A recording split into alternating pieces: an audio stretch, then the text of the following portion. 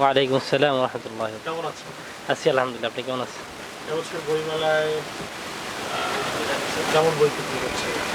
আলহামদুলিল্লাহ আমাদের আশাতে যেরূপ ছিল তার চাইতে আলহামদুলিল্লাহ ভালোই হয়েছে মোটামুটি। তো ইনশাআল্লাহ সামনে আরো ভালো হবে।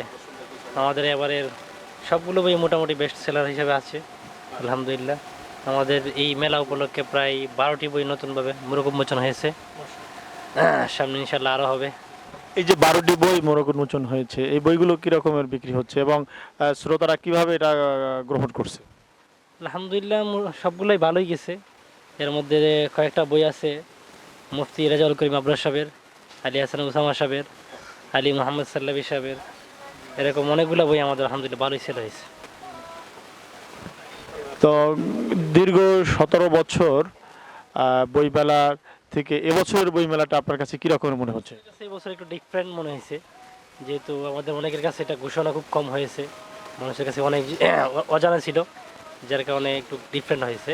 এছাড়া বাকি আলহামদুলিল্লাহ অনেক সিস্টেম সুন্দর শৃঙ্খলা সব কিছু আমাদের নতুনভাবে তৈরি করা হয়েছে। জি, ধন্যবাদ আপনাকে।